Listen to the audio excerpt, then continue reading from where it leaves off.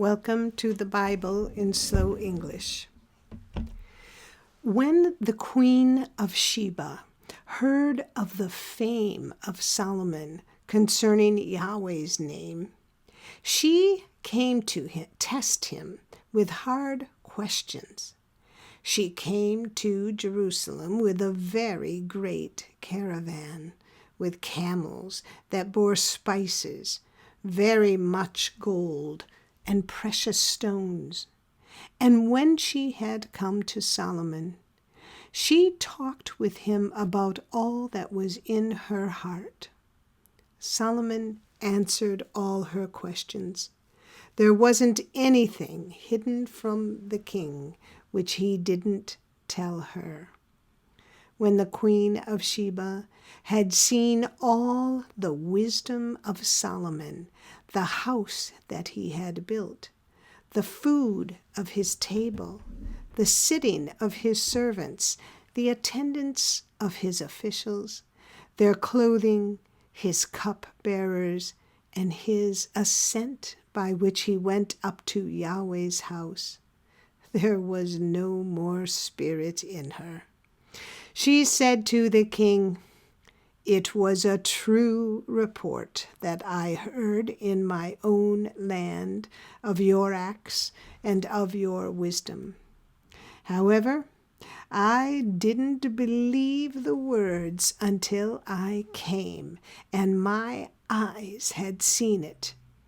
Behold, not even half was told me. Your wisdom and prosperity exceed the fame which I heard. Happy are your men.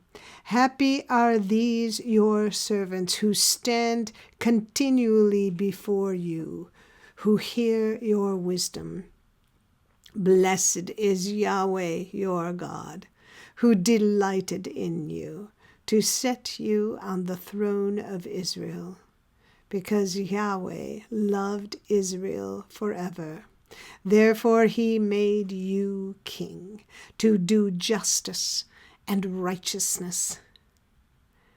She gave the king 120 talents of gold and a very great quantity of spices and precious stones. Never again was there such an abundance of spices as these which the Queen of Sheba gave to King Solomon. The fleet of Hiram that brought gold from Ophir also brought in from Ophir the great quantities of almug trees and precious stones. The king made of the almug trees pillars for Yahweh's house and for the king's house, harps also, and stringed instruments for the singers. No such almug trees came or were seen to this day.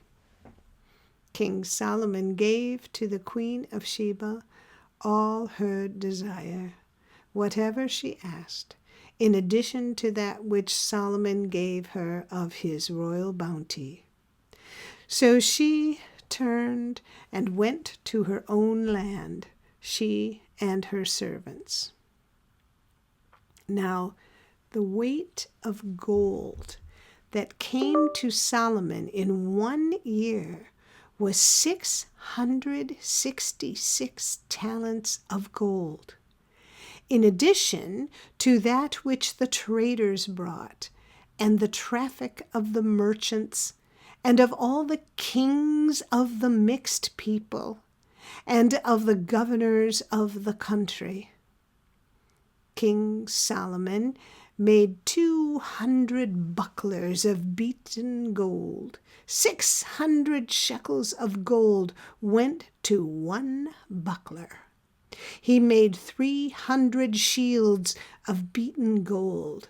3 minas of gold went to one shield. And the king put them in the house of the forest of Lebanon. Moreover, the king made a great throne of ivory and overlaid it with the finest gold. There were 6 steps to the throne, and the top of the throne was round behind, and there were armrests on either side by the place of the seat, and 2 lions standing beside the armrests. 12 lions stood there on the one side, and on the other on the 6th steps. Nothing like it was made in any kingdom. All King Solomon's drinking vessels were of gold, and all the vessels of the house of the forest of Lebanon were of pure gold. None were of silver, because it was considered of little value in the days of Solomon. For the king had a fleet of ships of Tarshish at sea with Hiram's fleet. Once every 3 years, the fleet of Tarshish came, bringing gold, silver, ivory, apes, and peacocks. So King Solomon exceeded all the kings of the earth in riches and in wisdom. All the earth sought the presence of Solomon to hear his wisdom, which God had put in his heart.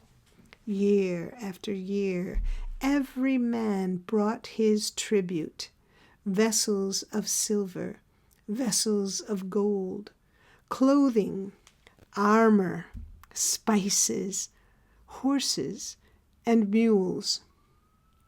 Solomon gathered together chariots and horsemen. He had 1,400 chariots and 12,000 horsemen.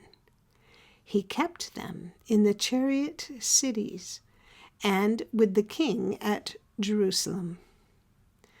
The king made silver as common as stones in Jerusalem, and cedars as common as the sycamore trees that are in the lowland. The horses which Solomon had were brought out of Egypt. The king's merchants received them in droves, each drove at a price. A chariot was imported from Egypt for 600 shekels of silver, and a horse for 150 shekels. And so they exported them to all the kings of the Hittites and to the kings of Syria. This is the end of 1 Kings chapter 10. If you found this podcast interesting or helpful, please like us, subscribe, and share us with your friends. Thank you for listening to the Bible in Slow English. This is Janet Benish, your reader.